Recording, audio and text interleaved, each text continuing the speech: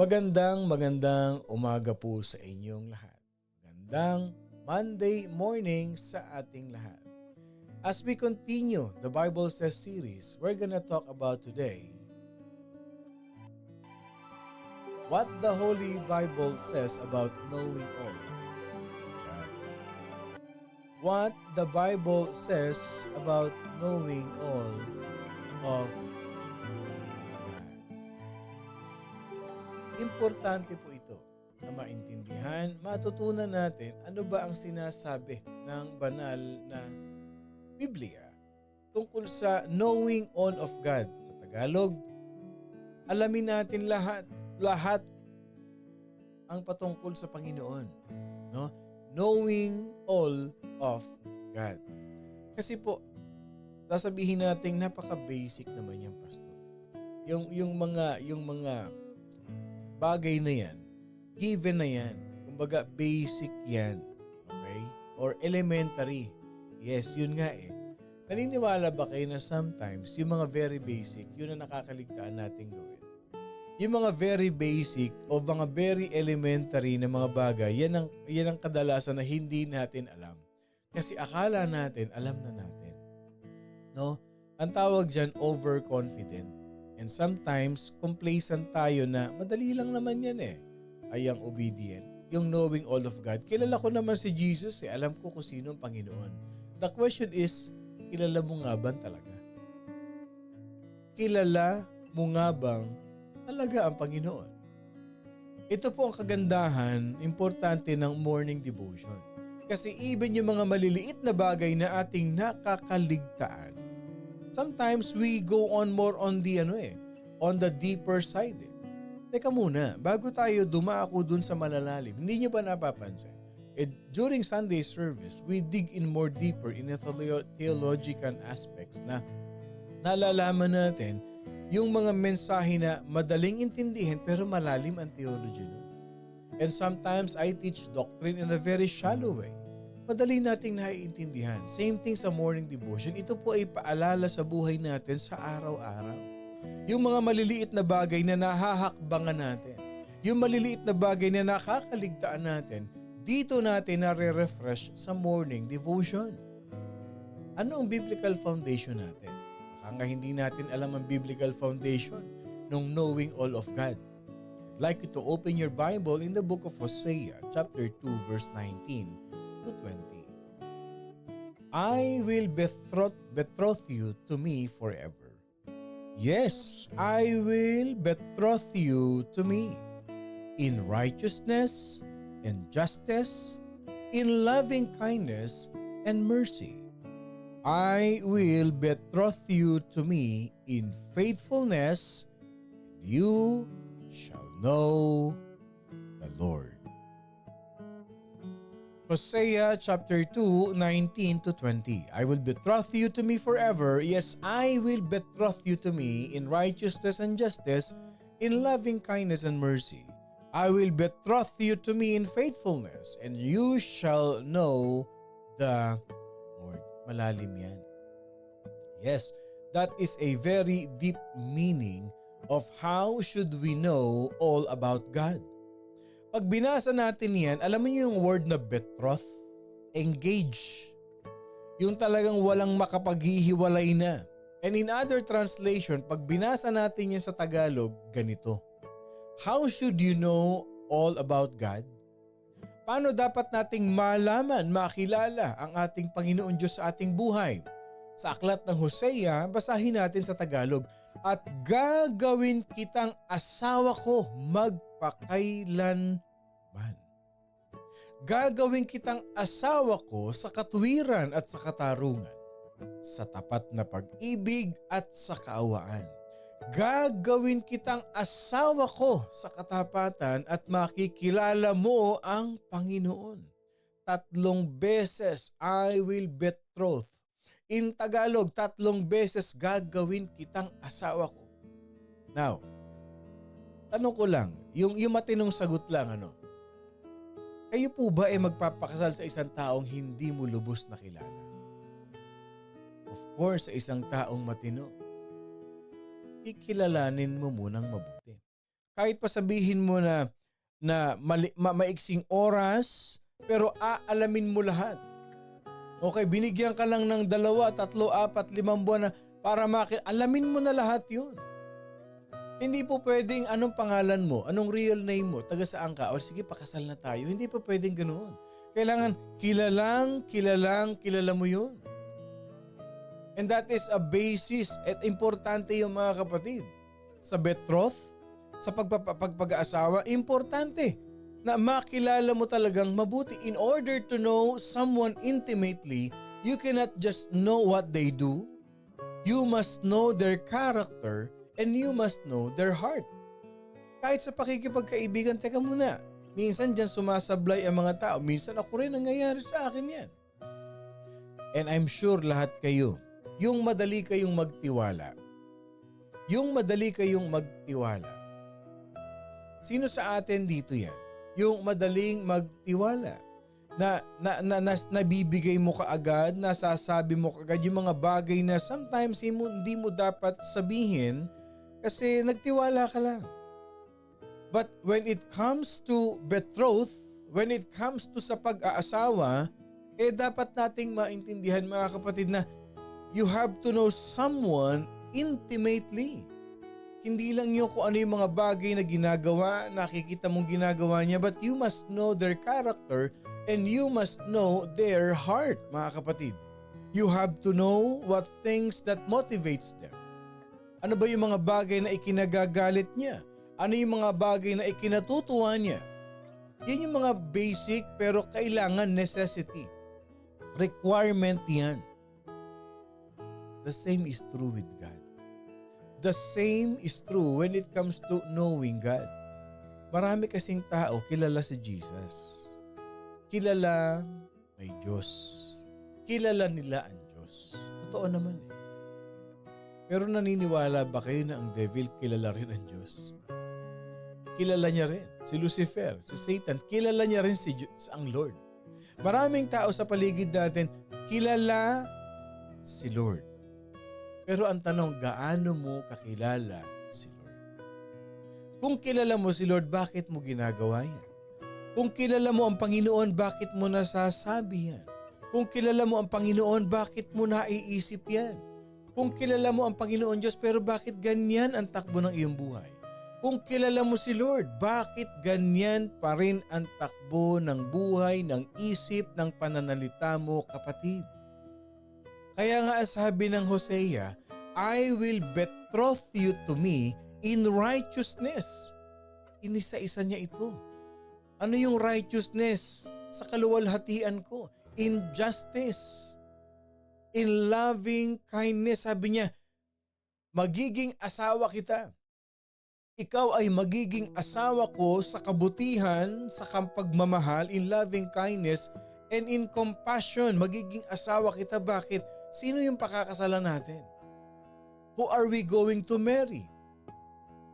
We are the bride of Christ. Si Jesus Christ, righteous. He is a just God.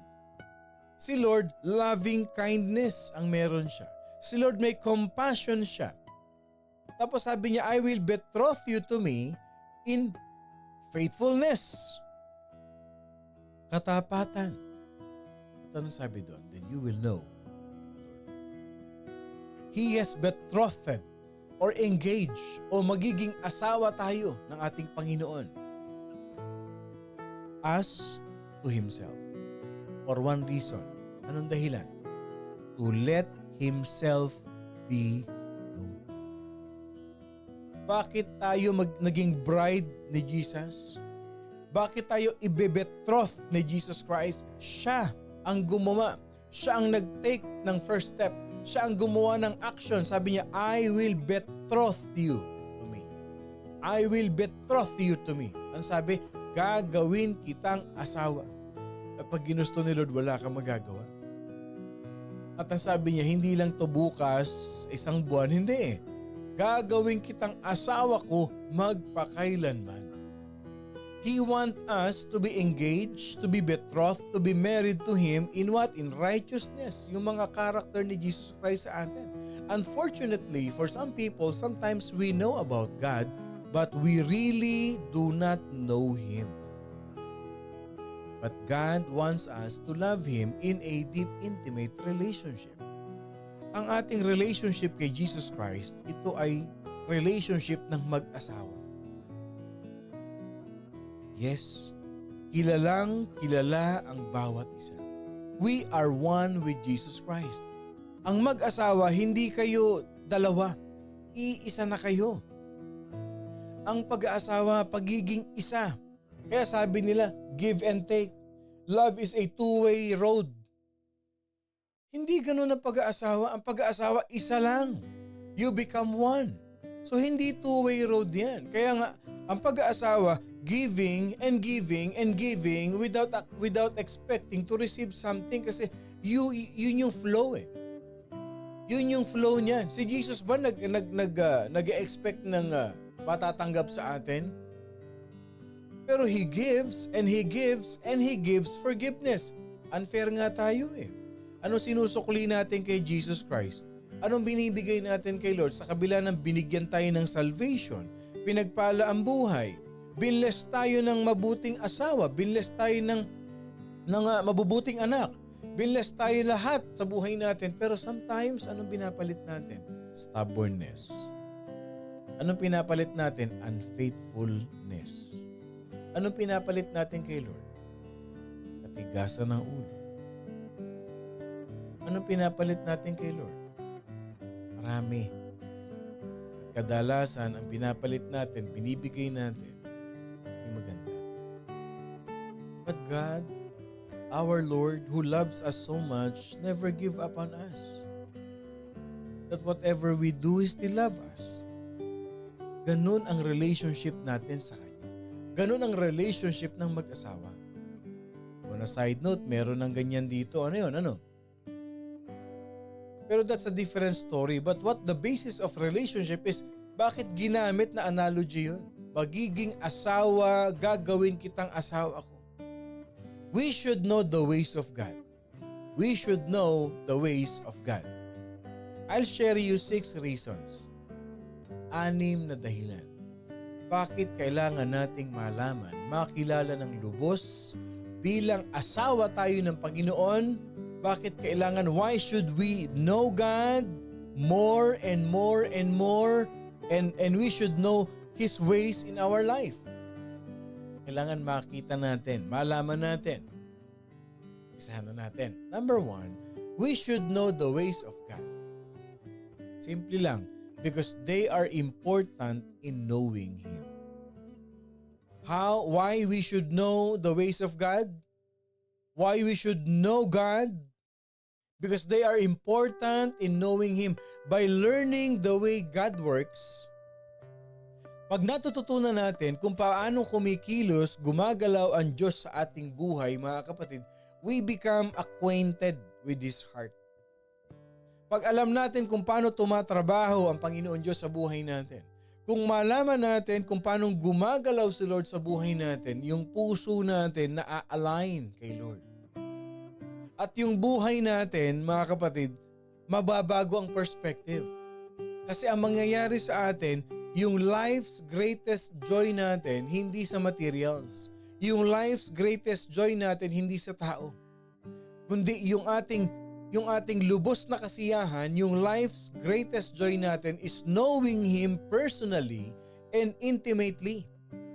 Ilan sa atin dito ang makapagpapatunay? How many of you will agree with me with this? That the more you know God, the more you become happy in life. That the more you become intimate with God, the more you experience joy in life. Kapatid, yung kapahingahan ng puso, yung kasiyahan ng puso, hindi natin makukuha yan sa material na bagay o kung kanino man. Happiness, peace, and contentment, we can only achieve, we can only receive in our personal and intimate relationship with God. Ito ang advocacy ng morning devotion. Lumalim ka sa paniniwala, lumalim ka sa pagtitiwala sa ating Panginoon Diyos. Maging intimate yung relationship ninyo, mga kapatid. Ano sabi ng Psalm 25 verse 4 to 5? Show me your ways, O Lord. Teach me your paths. Lead me in your truth and teach me, for you are the God of my salvation. On you I wait all day. Isipin niyo, ito lang ang iniintay ni David buong araw. Alin? Yung plano, yung katotohanan, yung pagtuturo sa kanya ng Panginoon Diyos. Hindi ba naman talagang totoo yan? That the more you know God personally and the more you grow intimately with God, mas lalo ka nagiging masaya. Kasi pag hindi mo kilala si Lord, magiging enslaved ka ng mga negativities ng buhay. But if you know God, you release forgiveness. If you know God, you release your anger. If you know God, you release your disappointment. O anong nangyayari? Di napapalitan ng saya. Ano nangyayari? Di nawawala ang mga worry. Yung worry nakakapagpalungkot yan. Yung disappointment nakapagpapalungkot yan. O sabi ni Bebelin, capitalize pa, agree po talaga ako dyan, Pastor. Simple lang simple lang. Pag kilala mo si Lord, madi-disappoint ka sa buhay. Pero ang perspective mo, na disappoint man ako pero may natutunan ako sa nangyari sa buhay ko. O di napalitan ng joy, nakukuha natin, the more you know Him, kasi because it's important in knowing Him. Teach me your truth. That leads us to number 2. We should know the ways of God. Number 2, because He requires that we know them. Requirement pala sa atin yun na kailangan malaman natin yung ways kung paano kumikilos si Lord sa buhay natin. Because the Lord desires for us to go beyond a surface relationship with Him. Ang gusto ni Lord, hindi mo lang siya makilala sa nguso, pero makilala mo siya sa puso. So He has given us commands to follow, to facilitate it, because not only that we'll learn merely to see Him as our Master, but as our beloved God. Hindi lang natin siya makikilala na hari siya. Hindi lang natin makikilala na Savior siya. Pero gusto ni Lord makilala mo siya na kaibigan mo rin ako. Best friend mo din ako. Pwede mo rin akong sabihin ng sikreto mo. Sabi ni Lord, gusto kong makilala mo ko. Ako ang Prince of Peace. Mighty Counselor. Ang dami na dapat nating makilala si Lord. Gusto mo ng peace? Kay Lord, kay Jesus. And for so many people, they believe in God. Pero saan sila naghahanap ng kasiyahan? Sa barkada. Saan sila naghahanap ng happiness? Sa happenings, sa party. Pero sasabihin nila, kilala ko ang Diyos. Gusto ko lang maging masaya. Saan hinahanap ng iba? Sa drugs. Saan hinahanap ang kasiyahan ng iba? Sa maling relationship. Hindi mo kilala si Lord kung ganun. Kilala mo lang siya sa nguso. Sabi ni Lord, I want you to know me. Gusto kong makilala mo kasi requirement mo yan bilang anak ko na makilala mo ang lahat-lahat sa akin. You should know my ways, sabi ni Lord. Ano sabi ng Deuteronomy chapter 10 verse 12? And now, Israel, what does the Lord your God require of you? But to fear the Lord your God, to walk in all His ways, and to love Him, to serve the Lord your God with all your heart and with all your soul. Ay, grabe, yung pala yun. Kaya sinabi ko dito, requirements. We should know the ways of God because He requires us to know Him. Sinabi naman pala sa Bible what does the Lord require of you? Anong hinahanap sa atin ng Panginoon Diyos? Meron tayong pagkatakot sa Panginoon. Lumalakad tayo sa nilalakaran ng Panginoon. Mahalin natin siya, paglingkuran natin siya with all our heart and with all our soul. We should know the ways of God. We should know Him more. Ganda, no? Yung point number 3. dapat nasa puso natin. We should know the ways of God because it is the hunger of His heart for us to do so. Kapatid, gusto ng Panginoon Diyos. Ang Panginoon Diyos nagugutom din, nauuhaw din. Hindi sa kung ano man. Ang pagkauhaw ng Panginoon Diyos kasi gusto niya na makilala mo siya. Yun, kapatid.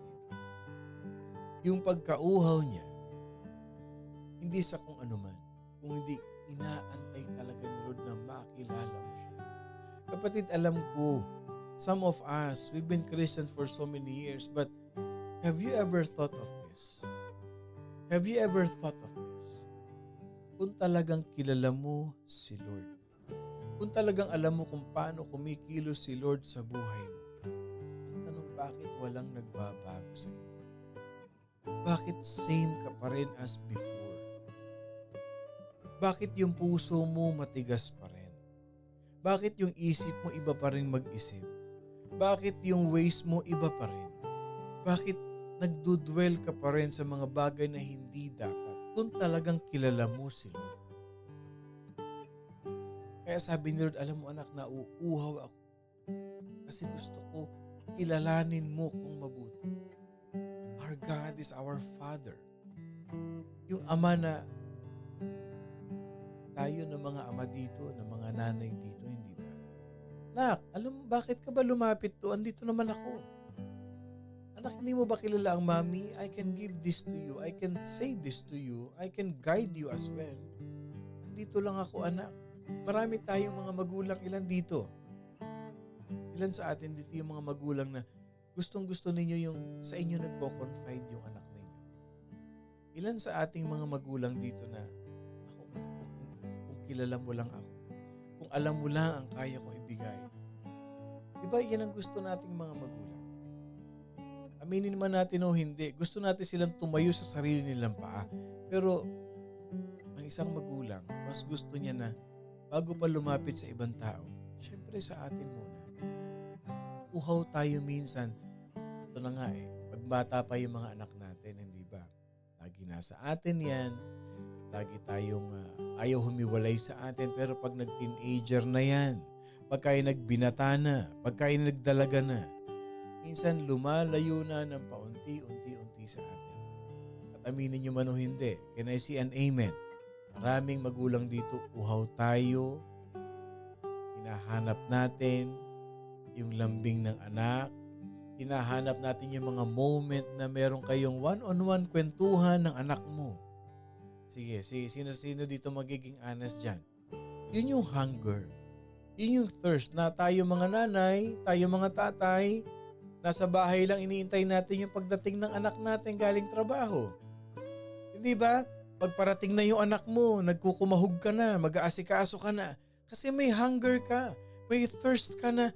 Gusto mo nang makita yung anak mo. Pag once a week mo na lang nakikita yung anak mo, hindi ba't excited ka? At minsan nadi-disappoint ka kasi, Ma, hindi ako makakarating ngayon ha, next week na lang. Yun yung hunger. Yun yung thirst. Same thing with God. The hunger of God is His heart for us to do in knowing Him. O sabi nga nito, amen. Talagang ganyan na.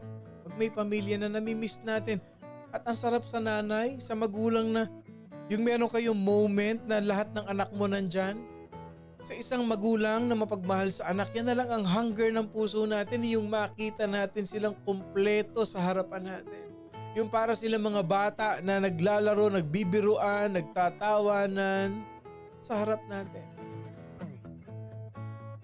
God is always hunger for us that we desire to know Him. Bakit? Nakakamiss po nung maliit pa sila. Hindi ako maiyak. Namimiss ko talaga yung mga anak ko. It's been so many years na. Bakit? Ang tanong. Because we are created by God to fellowship with Him. Ang desire ni Lord, mga kapatid, ang desire ni Lord is for us to seek, is for us to worship Him wholeheartedly. Ano sabi ng Bible? Jeremiah 33 verse 3, "Call to me and I will answer you, and I will show you great and mighty things which you do not know." It's the reality, kapatid. Kung alam mo lang, kung lalapit ka lang sa akin, sasagutin kita, ipapakita ko sa iyo yung mga bagay na hindi mo alam. Ito lang katotohanan, ito mga kapatid, should motivate us to pursue a deep, meaningful relationship with Him. We should know the ways of God. Number 4, because He loves us. Because He loves us. Baka mag-overtime tayo. Tapusin na ba natin yung 6 o bukas na lang yung kalahati? Can I see an amen? Pwede ba natin sabihin kung I was very emotional to that. Kasi namimiss ko talaga yung akin. Nakikita mo sila dyan. Tatawanan. Masarap sa pakiramdam ng bilang magulang. Ayan.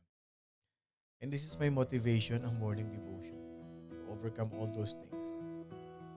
Tuloy pa natin. I just really need kahit mga 5 minutes lang. Matapusin ko yung 6 na ito. Okay. Number 4, we should know the ways of God because He loves us. Because He loves us. Our Heavenly Father desires the very best for us. And He wants each of us to realize that His plans for us will always be above and beyond all that we could ask or imagine. Gusto ni Lord na malaman natin yung Kanyang ways. God wants us to know His ways because He loves us. Kanina dineclare natin, hindi ba? Sabi natin kanina, God loves me. Ay salamat po, Tito Manny. Tapusin na natin. Okay lang po, Pastor. Because He loves us. God loves me. Ang desire ni Lord, yung very best for us. Ang desire ni Lord is for us to realize yung plano ni Lord sa buhay natin. Na ang plano ni Lord, because of His love, dahil sa pagmamahal ng Panginoon Diyos, mga kapatid, yung plano niya sa atin will always be above and beyond. Higit pa. More than sa inaasahan natin, more than we could ask or more than we could imagine. Jeremiah 31 verse 3, "The Lord has appeared to me, saying, Yes, I have loved you with an everlasting love. Therefore, with loving kindness, I have drawn you." Bigyan ko kayo ng mga assignment. Jeremiah 31 verse 3. 1 Corinthians chapter 2 verse 9. Ephesians chapter 3 verse 20. Basahin niyo yung 3 verse na yan. I-post niyo sa Facebook. "No eye has seen, no ear has heard what God has prepared for those who love Him." Kasi mahal niya tayo. Kaya kung mamahalin natin, makikilala natin ng Panginoon, wala pang matang nakakakita nung hinihanda ng Panginoon Diyos sa atin, kapatid. And God can love us exceeding abundantly. Number 5, we should know the ways of God. Ito, simple lang, very basic, but we should learn and we should remember always. We should know the ways of God because they are the best way. Can I see an amen to that? God's way is always the best way. No matter what situation we must endure or how difficult a choice we have to make. Minsan meron tayong mga desisyon na ang hirap nating desisyonan. Gaano kahirap, but we have to endure. Gaano man kahirap kasi hindi natin nakikita, pero pag sinabi ni Lord, gawin mo. Pag sinabi ni Lord, gawin mo because that is the best way. Lord, ang hirap naman Lord Ako na nga Lord ang naapi. Lord, ako na nga ang na trouble. Lord, ako na nga yung nadihado, yung word na yan. Lord, unfair naman. Sabi ni Lord, ikaw ang magpatawad. Ikaw ang humingi ng tawad. Minsan may mga desisyon tayo ang hirap. But one thing for sure, if that is the leading of the Holy Spirit, that is God's way. And the best way is to face it. Sometimes ang mga tao nag-struggle being honest to himself. Ang tao nag-i-struggle being true to themselves. Nagkukunwari, nagpapanggap. Sabi ni Lord, magpakatotoo ka. Aminin mo ang kasalanan mo.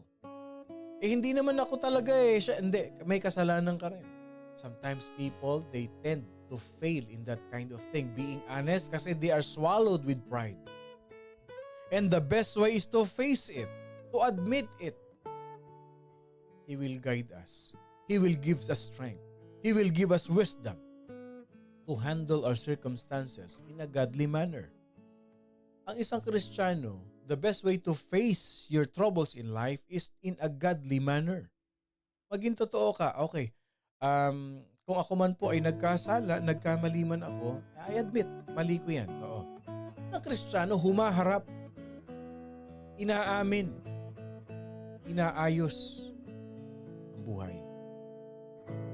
No matter how difficult a choice, but what is right and what is wrong. Kung mali ka, aminin, tanggapin, magpatawad, magpatawaran.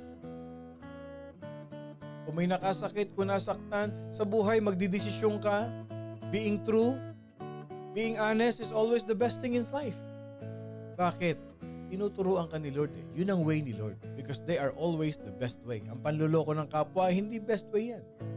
Pag nagbebenta ka, nag-aalok ka, nag-aahente ka, the best way is being honest.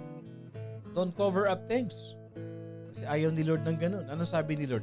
For I know the thoughts that I think towards you. For I know the plans I have for you, declares the Lord.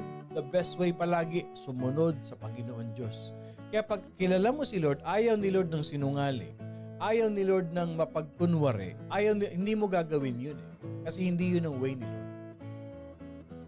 We should know the ways of God because they are the best way. And that leads us to our last point.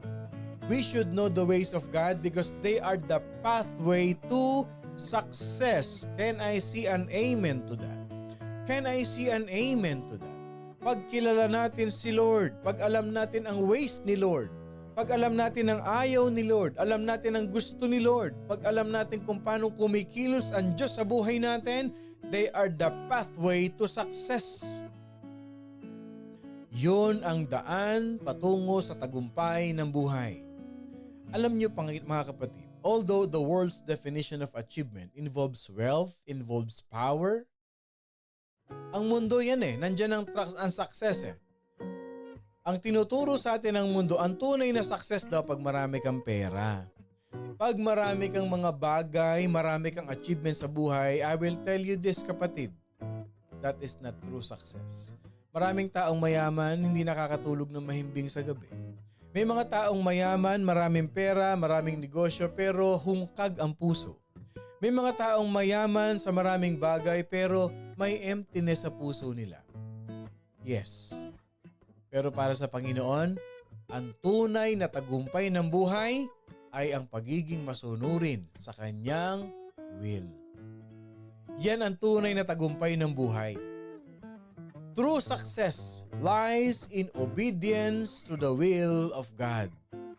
Kasi kilala mo si Lord, alam mo ikagagalit ni Lord, alam mo ikasisiyan ni Lord, yun ang susundin mo. Kung ano yung ikasisiyan niya, kung ano yung nakapagbibigay puri sa Panginoon, yun ang gagawin mo. Sometimes it's very hard to decide money over commitment to God. That's true. Pero tandaan mo, walang sino man na naglingkod, sumunod sa Panginoon na nasira ang buhay. Pero maraming tao, sinundan ang pera, sinundan ang tagumpay ng mundo, but at the end, nawala din. Nasira pang lalo ang buhay. Walang sino mang naglingkod sa Panginoon ang nagutom. I am a testimony to that. Wala man kami ng maraming bagay, pero meron kaming contentment. Meron tayong contentment sa puso natin. At yun palang success ka na dun, kapatid. Yun palang success ka na dun. Because ultimately, no one can change the plans of God. He will succeed. He will achieve victory. Hindi naman kailanman, hindi naman natalo ang Panginoon. Sa anumang laban, laging panalo ang Panginoon Diyos. So at ang tanong sa iyo ganito, kanino ka didikit? Dun sa laging nananalo o dun sa palaging talo? When we submit to Him, yung victory ni Lord, victory din natin. When we obey the Lord, yung triumph ni Lord, triumph din natin. When we obey God, when we submit to God, when we follow God, the commands of God, yung tagumpay ni Lord, doon ka sa mananalo. Yung laging nagpapapanalo. Doon ka magdidikit. Yung alam mo lagi kang panalo. Huwag kang magdidikit doon sa lagi kang talo. Sino yun? Alam mo na kung sino yun. The Lord share us His victory. Therefore, set your heart to know all about God. Set your heart beginning today. Set your heart to know all His works, all His ways, and all His will for your life. Bakit? Ang pangako ni Lord, Jeremiah 29:13, you will seek me and you will find me when you search for me with all your heart.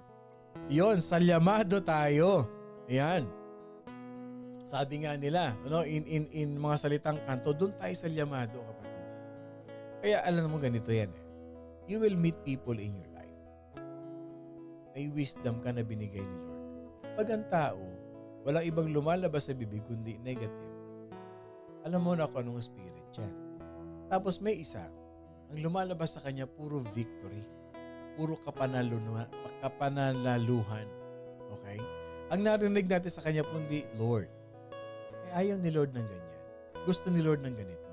Yan yung mga taong laging panalo. Kanino ka didikit? Doon sa laging nag-iisip na talo o doon sa panalo? If you know the ways of God, mga kapatid, you will seek the Lord with all your heart. You will find Him when you seek Him. Set your heart to know all His ways, all His works, and His will for your life.